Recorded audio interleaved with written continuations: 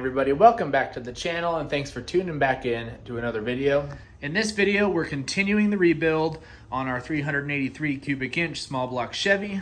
And in the last video, if you caught the last video, we put the whole rotating assembly in, completed the short block.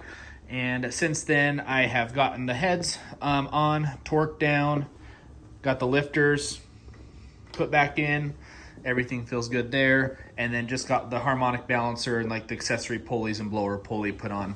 But that's the only thing that I've done really since the last video. And I guess the water pump too. So nothing super exciting with like putting the heads or anything on. So I didn't video any of that. But we got the Brodix Iron Killer 200 heads all torqued down with our ARP bolts. And yeah, now we're going to continue with putting more of the valve train on with the rockers, push rods, stuff like that. And then once that is done, we're gonna put the intake on. And then once the intake's on, we will hook up an oil pressure gauge to this fitting here, throw our filter on it, throw our Valvoline VR1 racing oil in the engine, and we're gonna spin it over with this old distributor that is gonna be used just for oil pressure purposes. Spin that over and see if the engine has good oil pressure and make sure that it doesn't have any leaks anywhere. Let's get right into it.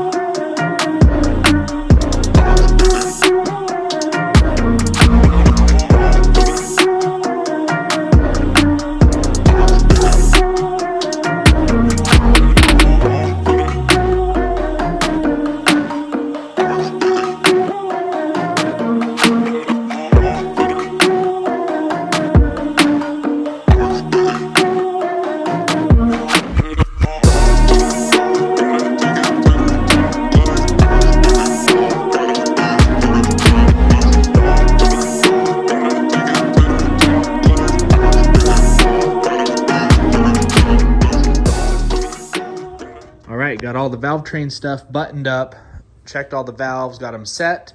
Now we will glue the intake gaskets on, put a nice bead of RTV on the front and back here, set the intake on, bolt it down, and then I may let the RTV set up overnight. Then we will stick our fake distributor down there into the oil pump, set up a little oil pressure gauge here, and spin the oil pump and make sure that we have oil pressure and no leaks. All right, we got our intake set down, bolted in.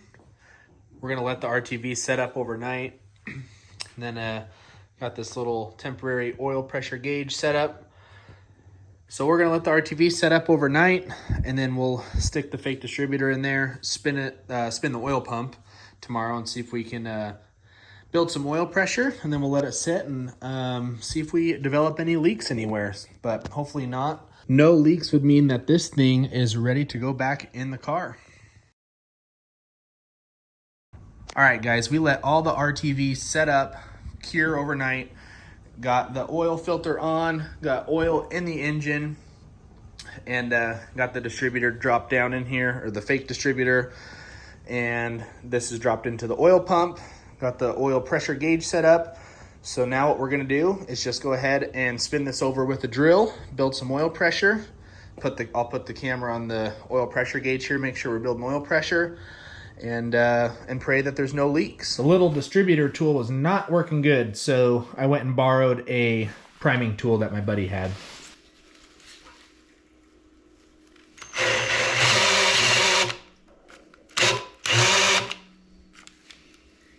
Don't think I have enough battery. So we got about 50 pounds on that first one. I rolled the engine over a couple of times. That way the bearings and everything down low can get oil. We're gonna hit it one more time and make sure that all of the valve train up here as well is getting oil. But it looks like it is by the oil you can see in the head here.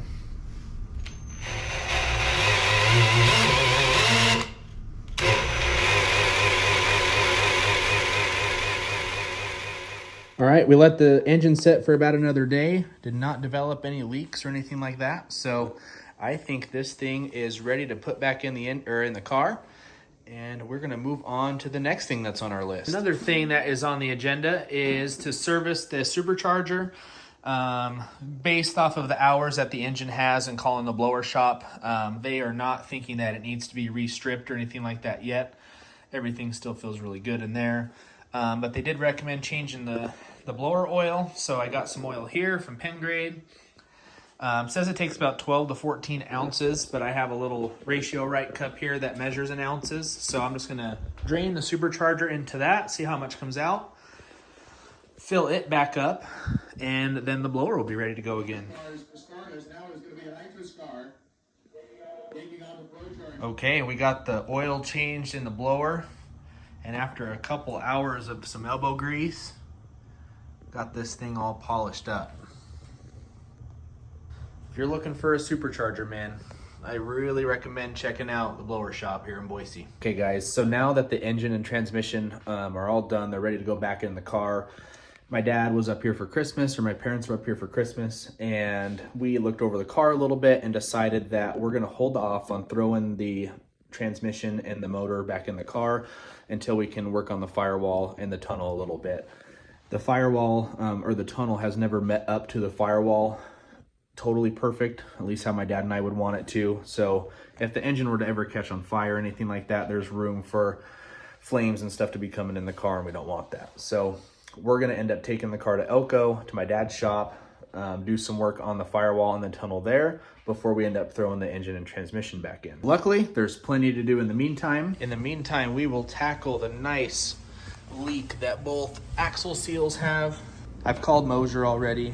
The axles that are on my setup are an O-ring seal, which they still use. That's how bad they're leaking. And in the summertime, with the dust and stuff from underneath the car, it just coats the inside of the wheel and is super dirty. I think a new O-ring will go ahead and fix the issue, so we are gonna start working on that. And for Christmas, check out what I got. A brand new hardwood Lexan front window. If you've ever tried to look out the front window of my car, it is a pain in the butt. So just from years of scratches and stuff like that. So let's jump into a quick time lapse here, and we'll get the windshield that's currently in the car out and see if we can replace it with this guy.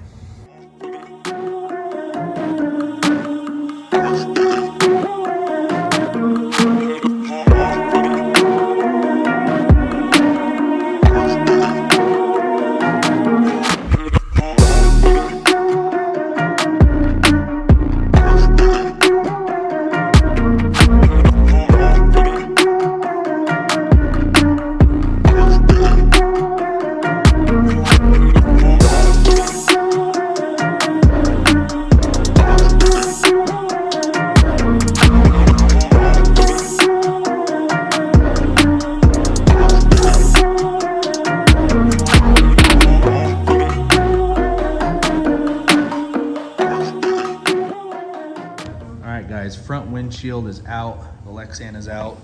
Got all the rivets cleaned up. We're currently scraping off all this putty or glue, whatever is used to seal the window. And what we decided to do, because you can do it with this hardwood Lexan window, is we're gonna flush mount it. You can see how this Lexan that's on the back window is just riveted in, and there's a little recess here. We are not gonna do that with the front window, and eventually I like to do it with the back as well, but we're gonna flush mount it. So it's gonna sit flush all up in here and across and not use any rivets. It's just gonna be glued in. So I think that's gonna look really good. Called a family friend, Gary Westwood at Silver Street Glass in Elko, Nevada. If you're ever in the area, by the way, and need any glass work, go check those guys out. But he's kind of the expert at it. He's gonna give us some tips and tricks and product to use to get the Lexan glued in there. So we're not gonna tackle it right away, but we will. And I think that thing flush mounted is gonna look way better than how it was recessed in there with what had to have been almost 100 rivets, it felt like, drilling all those out. So that's a couple of the projects we have coming up in the meantime before the engine and transmission go back in. Also got some new Hoosier front runners that will go get mounted. And then a big project that we'll do another video on is the whole fuel system. So we're gonna go ahead and get a carburetor ordered here shortly. Already have fittings, hoses here, to build the fuel system for E85, and we'll tackle that in another video though. But lots of projects to come up. As always, I appreciate you guys watching. Thank you for liking, subscribing, helping me grow the channel. It has been awesome to see it grow. And Merry Christmas, you guys. If you're traveling for the holidays, please drive or fly safe, and we'll catch you in the next video.